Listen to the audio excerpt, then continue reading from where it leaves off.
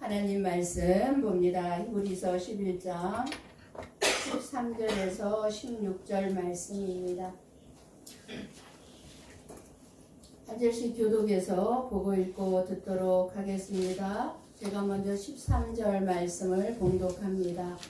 이 사람들은 다 믿음을 따라 죽었으며 약속을 받지 못하였으되 그것들을 멀리서 보고 환영하며 또 땅에서는 외국인과 나그네임을 증언하였으니 그들이 이같이 말하는 것은 자기들이 본향 찾는 자유를 나타내리라. 그들이 나온 바 본향을 생각하였더라면 돌아갈 기회가 있었으려니와 그들이 이제는 더 나은 본향을 사모하니 곧 하늘에 있는 것이라. 이러므로 하나님이 그들의 하나님이라 일컬음을 받으심을 부끄러워하지 아니하시고 그들을 위하여 한 성을 예비하셨느니라. 아멘. 아멘. 2025년 첫 시간을 우리들이 들어가면서 하나님 우리에게 2025년도 허락해 주셨는데 2025년을 살아가면서 어떻게 살아가라고 말씀하시냐면 더 나은 본향을 사모하면서 살아가라고 우리에게 말씀을 주시고 있습니다. 2024년 마지막 시간이 지나가고 이제 2025년 첫날입니다. 매일매일 반복되는 똑같은 하루 24시간이라는 시간이지만 우리들은 마지막 날의 마지막 시간과 첫날의 첫 시간은 의미를 다르게 여기게 됩니다. 그래서 하나님을 믿지 않는 많은 사람들은 지금 이 시간에 어디에 가 있을까요? 진자나 절이나 아니면은 해돋이를 보러 지금 떠나가고 있을 것입니다. 해가 떠오르는 2025년 첫 해가 떠오르는 해를 보면서 자기들의 소원을 빌 것입니다. 그렇게 의미를 다르게 여기기 때문이죠. 그러나 저와 여러분은 이 시간 송구 영신 예배를 하나님 앞에 드리면서 수십 년 하나님을 믿고 살아온 나는 지금 어떤 사람이 되어 있는지 돌아보기를 원합니다. 우리는 내가 2024년 한 해 동안 무엇을 이루었는가가 중요한 것이 아니라 하나님 앞에서 내가 어떤 사람으로 변화되어 어떻게 살아왔느냐가 중요할 것입니다. 여러분은 2024년을 살아오면서 얼마만큼 변화되었습니까? 여전히 세상을 더 사랑하는 삶을 살았습니까? 아니면 하나님의 말씀을 깨닫고 인생이 더덥다는 것을 깨닫고 변화되는 삶을 살아가고 계십니까? 2024년을 보내면서 돌아보니 참 잘못 살아온 것이 너무너무 많은 것 같습니다. 비록 저와 여러분이 잘못 살아왔다 할지라도 지혜로운 사람은 모든 것을 끝이 아니라 과정으로 받아들일 것입니다.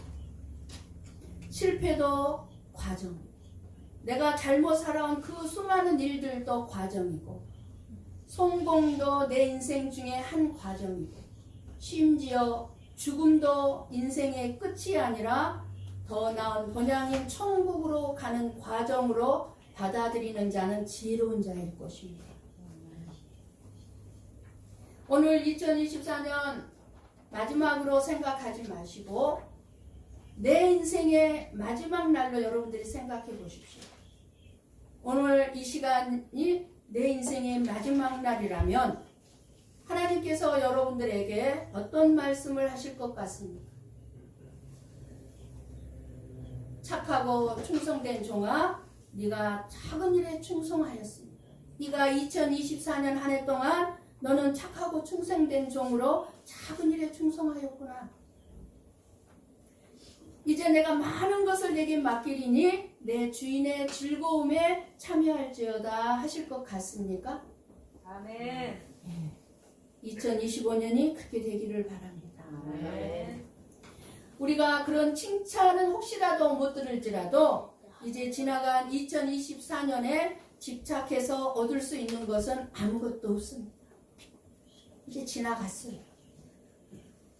부족함이 끊임없이 드러나 내 생각이 짧아서 실수가 많았고 참 해서는 안 될 실수도 했고 잘못을 저지른 것이 많지만 무엇보다도 내가 하는 모든 말들 가운데 많은 말들의 실수가 많았지만 항상 나를 붙들어 주시고 이끌어 가시는 그 하나님만을 더 의지하게 되는 것이 복인 것 같습니다.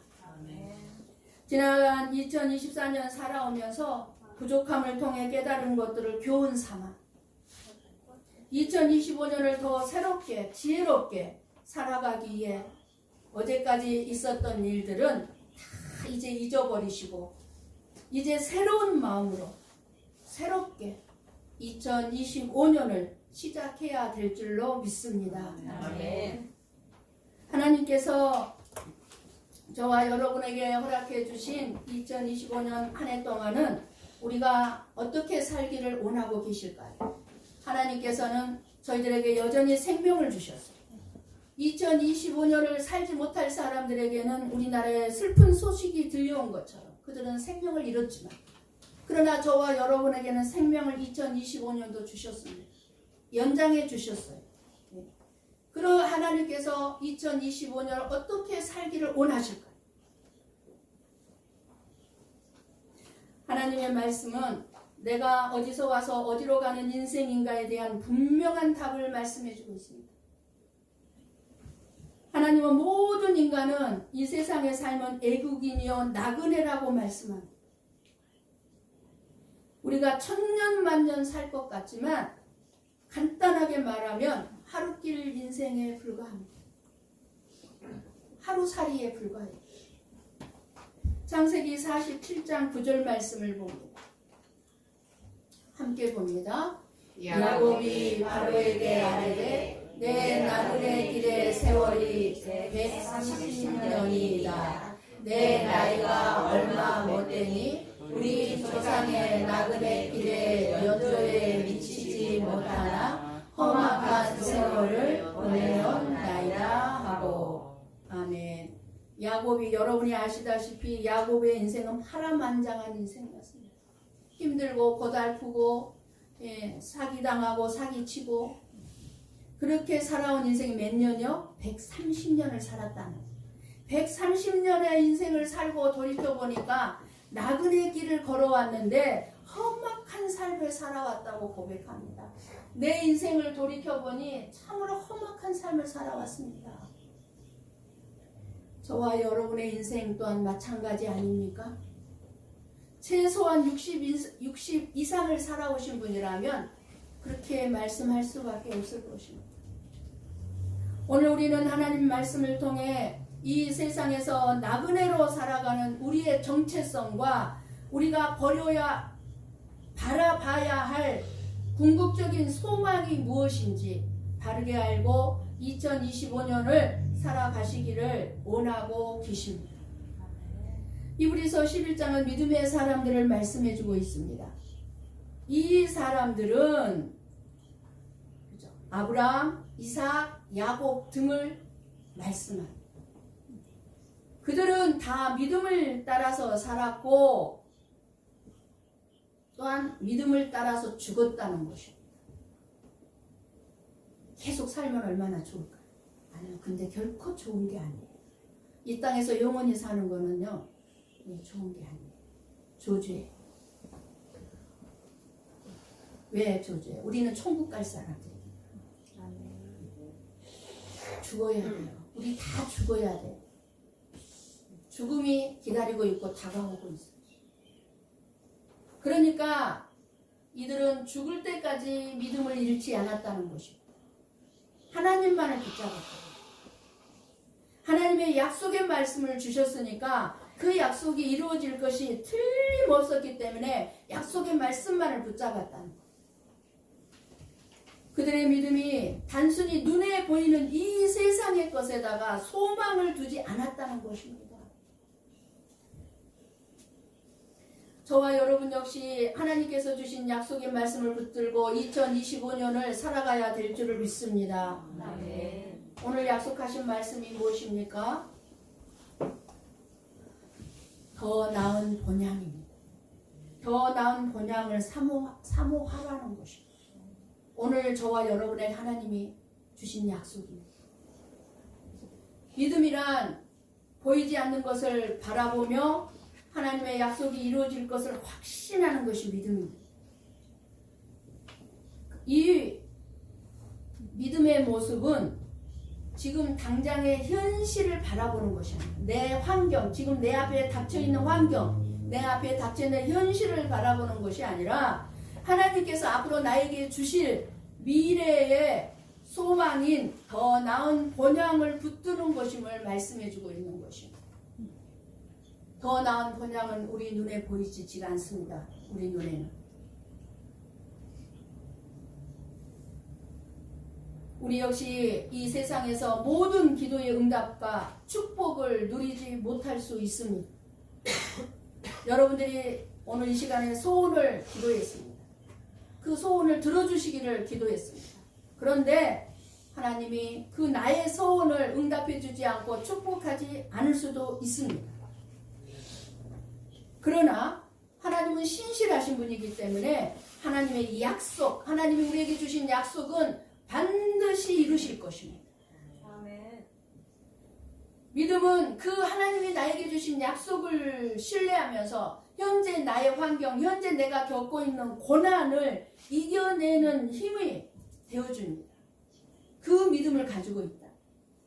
하나님의 약속을 이루어줄 믿음을 가지고 있다면 내가 내 삶이 현재 아무리 힘들어도 이겨낼 수 있게 되는 것입니다.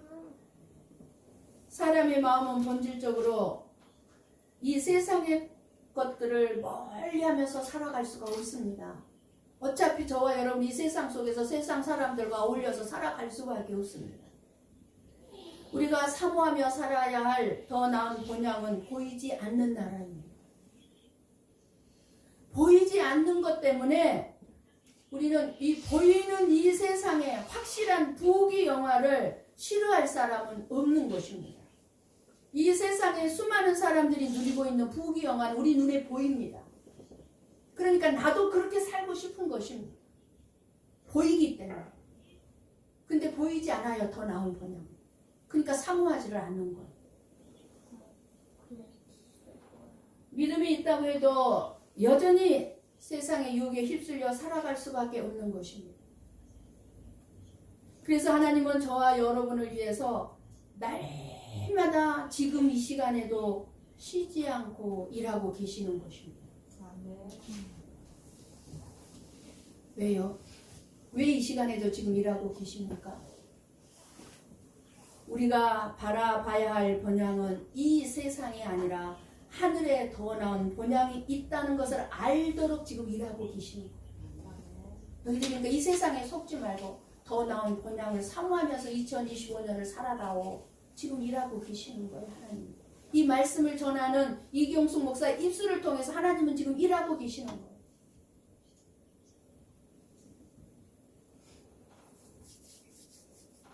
세상의 가치와 물질에 빠지지 않고 하나님의 뜻을 따라 살아가는 것이 저와 여러분의 사명입니다. 2025년 한 해가 되어야 합니다. 그래서 14절에서는 뭐라고 얘기합니까? 이같이 말하는 자들은 본향을 찾는 것을 나타냄이라 라고 말씀하죠. 본향이 어디입니까? 하나님의 나라, 천국이죠.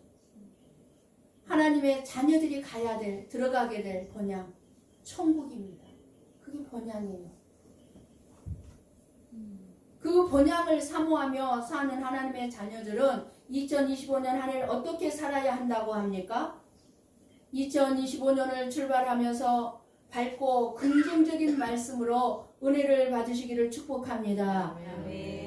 2025년에는 많은 축복을 받는 말씀을 전하고 싶은데 그렇게 들리지 않을 수도 있을 것입니다. 하지만 저와 여러분이 생각하는 축복으로 생각하는 물질의 복을 누리는 것도 중요하지만 물질을 바라보는 우리의 태도가 더 중요한 줄을 믿습니다. 물질은 있다가도 없는 것입니다. 없다가도 있게 되는 것입니다. 더 나은 본향이 있다는 것은 우리들로 하여금 물질에 대해서 우리의 마음을 비울 수 있도록 합니다. 이 세상의 것들은 덧없는 것이고 잠깐 소유할 뿐이기 때문입니다. 잠깐. 근데 나에게 소유할 수 있도록 많은 물질을 줬다면 나에게 그것을 마음껏 누리라고 준 것이 아니라 책임이 주어진 거예요. 어떻게 하나님이 기뻐하는 뜻과 방법대로 나에게 맡겨주신 물질을 사용하느냐, 책임감도 같이 주어지는 거예요. 그래서 나에게 있는 내 물질이라서 내 마음대로 내가 누리고 나만을 위해서 써서는 안 되는 거예요. 책임이 있기 때문에.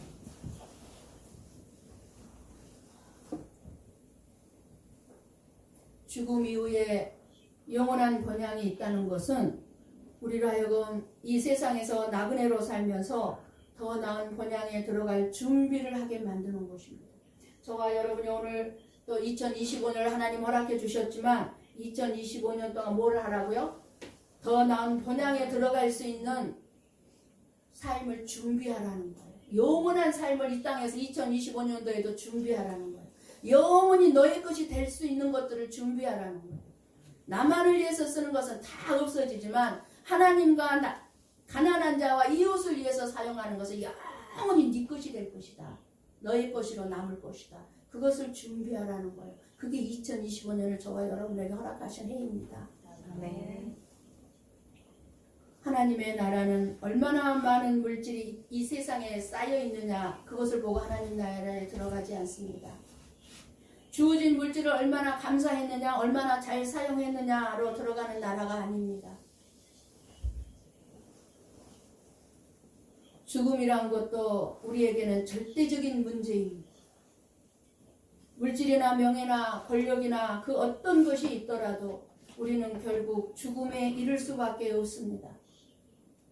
내가 아무리 건강하다 할지라도 우리는 2025년도에도 죽음을 준비하며 살아야 가장 지혜로운 자가 될 것입니다. 그런데 죽음 이후에 세계에 대해서 알지 못하거나 확신이 없다면 우리는 가장 중요한 것을 놓치고 산다고 할 것입니다. 많은 성도들이 영원한 번향인 천국을 믿고 있지만 그냥 머리로 믿는 경향이 많습니다. 머리로만. 그래야 죽으면 천국이 있대. 천국 간대. 절실히 사모함이 없습니다. 그래서 죽음 앞에서 다 슬퍼해요. 기뻐하는 것이 아니라. 왜 그래요? 천국이 하나님의 나라, 더 나은 번향을 모르기 때문에. 사모하지 않기 때문에. 영원한 더 나은 번향이 내 자신의 삶의 확고한 가치관이나 태도로 자리 잡을 수 있어야 합니다. 우리는 이 세상에서 외국인으로 나그네 인생으로 살다가 번향인 저 천국으로 가는 것입니다. 그런데 이 사실을 깨닫지 못하고 이 세상이 영원한 번향인 줄 알고 세상에만 연연하다가 죽는 사람들이 너무너무 많습니다. 나그네요 안개 같은 인생임을 알고 살아가는 것이 믿음으로 살아가는 바른 인생임을 믿으시기 바랍니다. 여행을 많이 한 사람은요, 인생이 무엇임을 더 잘 알아요. 인생이 무엇인지. 여행을 많이 다니는 사람들. 그 여행을 많이 다니는 사람들은요, 그래서 짐이 가벼워요. 여행 처음 가는 사람들은요, 그거 뭐라고 그래요? 그 여행 가방을. 여행 가방 끌고 다니는 걸 뭐라? 캐리어. 큰 캐리어로 그냥 막 가득 채워가지고 다녀요. 여행 처음 간 사람들은. 이것도 필요하고 저것도 필요하고 다 집어넣어가지고. 근데 여행을 많이 다니는 사람들은요, 배낭 하나만 돼요. 배낭. 그러니까 더 여유롭고 넉넉하게 사는 거예요. 나그네 생활을 많이 하면 할수록 세상을 본 눈이 넓어집니다. 여행을 많이 하면 눈이 넓어집니다. 그리고 욕심을 부리지 않게 됩니다. 다 내려놓게 됩니다. 다 필요 없다는 거 압니다. 다 의미 없다는 거 압니다. 그러니까 다 내려놓습니다. 최대한 가볍게, 최대한 적게 다 욕심 부리지 않습니다. 각박하게 안달나면서 살지 않고 자연을 즐기면서 평화롭고 여유롭게 멋지게 살게 됩니다. 여러분 그렇게 살고 계십니까? 여유롭고 평화롭게 멋지게 살고 계십니까? 하나님은 저와 여러분이 그렇게 살기를 원하고 계시는 것입니다. 근데 우리가 그렇게 살지를 못해요. 왜요? 이 세상의 것에 집착하는 거예요.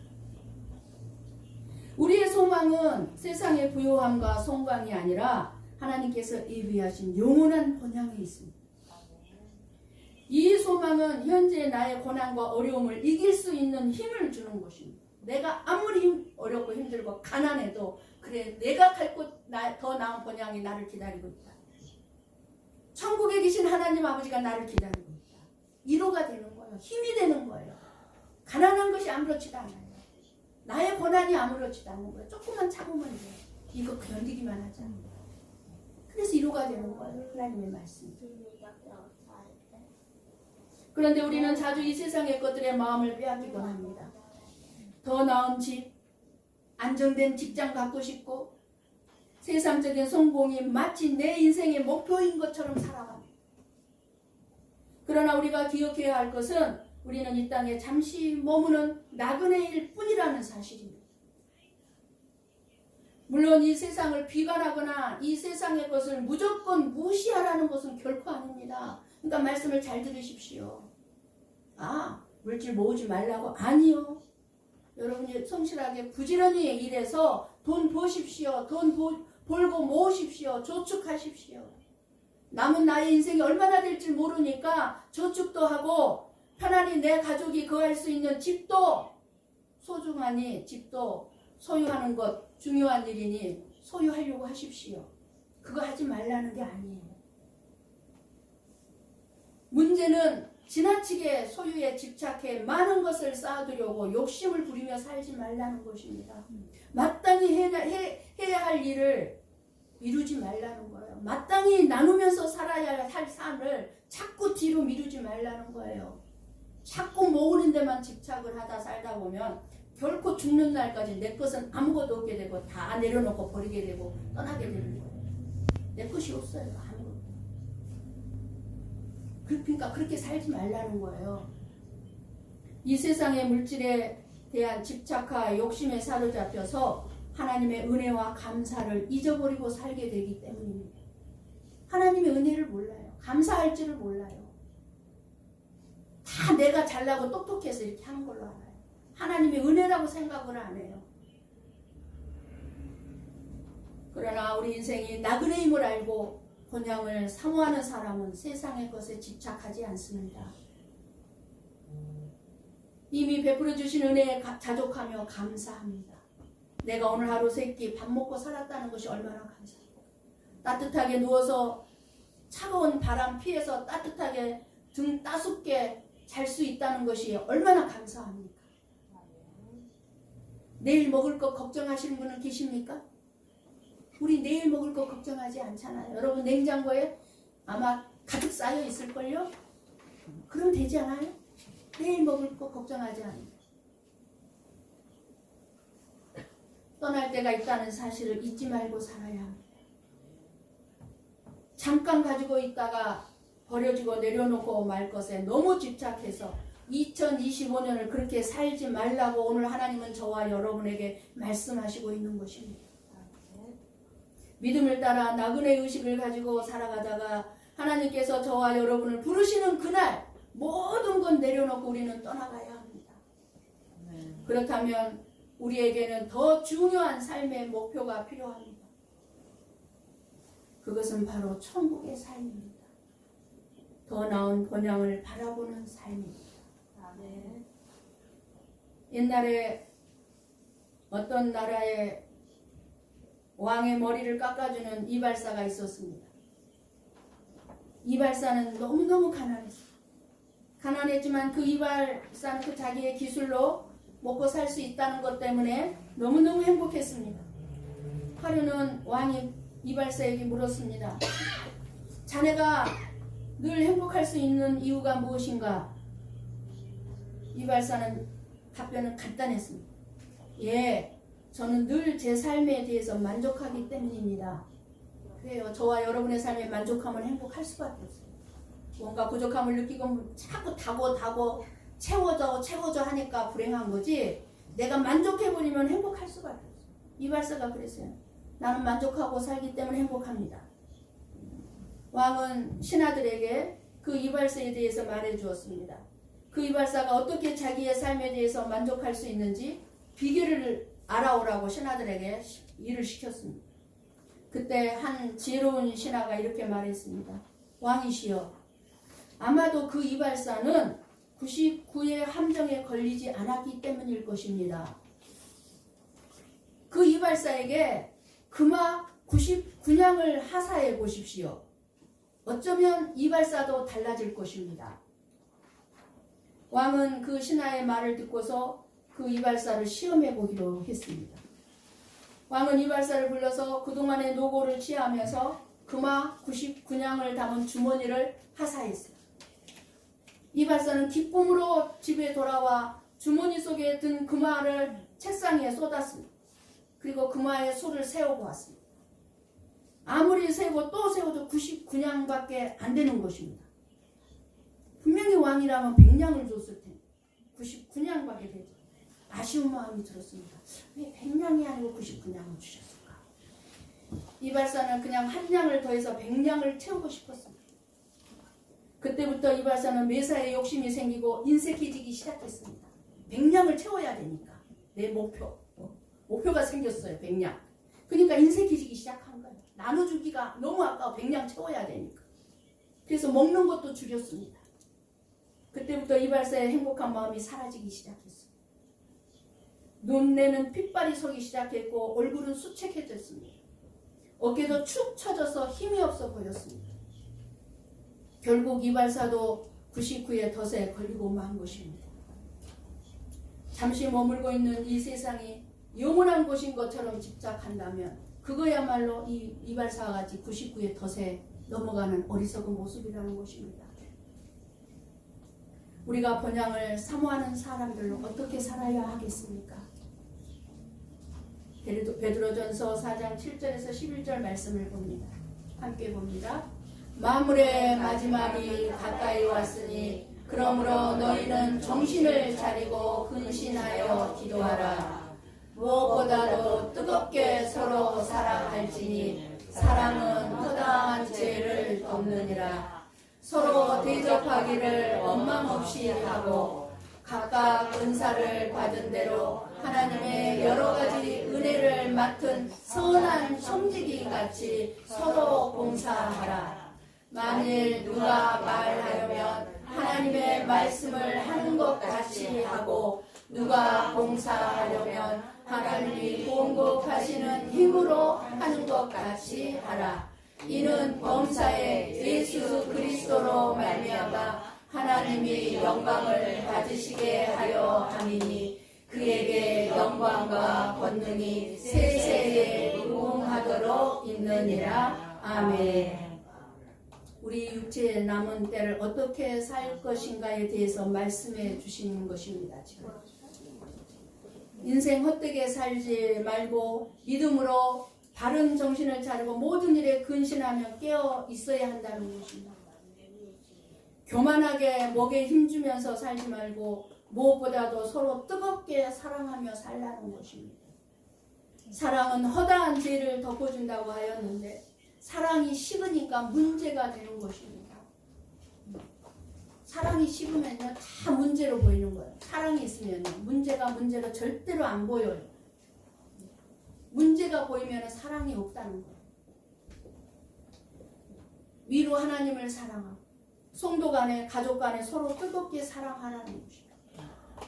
지나친 욕심이나 인색함을 조심해야 합니다. 청지기가 되어 서로 봉사해야 합니다. 누구 힘으로? 하나님이 주시는 힘으로. 하나님이 공급해 주시는 힘. 그리고 무엇보다도 하나님이 영광 받으시게 해야 한다는 것입니다. 반드시 내가 드러나면 안 된다는 것. 나그네 된 우리의 삶이 때로는 고난이 찾아오고 힘들고 고달플 때도 있을 것입니다. 2025년도 당연히 있을 것입니다. 그러나 더 나은 번영을 사모하면서 늘 밝은 소망 가운데 살아갈 수 있는 삶이 되시기를 원합니다. 16절 말씀을 보시기 바랍니다. 오늘 본문 눈으로 보십시오. 하나님은 저와 여러분을 위해서 한 성을 예비해 주셨습니다. 끝부분에 보실까요? 그들을 위하여 한 성을 예비하셨느니라. 누구를 위하여? 더 나은 본향을 사모하는 자들을 위하여. 예. 하나님은 창세전부터 이미 그 성을 준비해 놓으시고 저와 여러분을 기다리고 계십니다. 마태복음 25장 34절 말씀을 봅니다. 같이 봅니다. 그때의 임금이 그 오른편에 있는 자들에게 이르시되 내 아버지께 복 받을 자들이여 나와 창세로부터 너희를 위하여 예비된 나라를 상속받으라. 하나님은 저와 여러분을 위해서 한 성을 예비해 주셨다고 분명하게 약속하시고 말씀하고 계십니다. 하나님 언제 저와 여러분을 위해서 한 성을 준비하셨대요? 창세 전부터 이미 그 성을 준비해 놓으시고 우리를 기다리고 계십니다. 우리가 육신의 장막을 벗게 되는 순간, 내 영혼이 내 몸을 떠나는 그 순간, 우리는 그 예비된 그 성에 올라가서 영원토록 영생 복락을 누리게 될 것입니다. 고린도전서 15장 19절 말씀을 보고 읽고 들음으로 마치겠습니다. 함께 봅니다. 만일 그리스도 안에서 우리가 바라는 것이 다만 이 세상의 삶뿐이면 모든 사랑 가운데 우리가 더욱 불쌍한 자이니라. 아멘. 이 세상의 삶뿐이라면 저와 여러분처럼 불쌍한 자들이 없어요. 11조 한 거 얼마나 아까워. 어리석고 불쌍한 자들이요. 먹고 싶은 거 안 먹고 입고 싶은 거 안 입고 11조 했는데 이 세상의 삶뿐이란 뭐하러 해요? 할 필요가 없죠. 우리에게는 더 나은 본향, 저 천국에 예비된 초소가 있다는 것입니다. 2025년 한 해를 더 나은 본향을 사모하며 여러분의 삶 속에서 어떤 어려움이 있더라도 하나님께서 저와 여러분을 위해 준비하신 하늘의 더 나은 본향을 기억하며 소망을 가지고 살아갑시다. 아멘. 믿음의 사람들은 자신들의 삶이 세상에서 나그네로 살며 본향을 향한 여정임을 알았습니다. 우리 역시 이 세상에서의 삶이 전부가 아님을 잊지 마시고 하나님께서 저와 여러분을 위해 예비하신 그곳 더 나은 본향을 사모하며 바라보며 믿음으로 2025년을 살아가는 저와 여러분이 되시기를 주님의 이름으로 간절히 축원합니다. 아멘. 기도하십시다.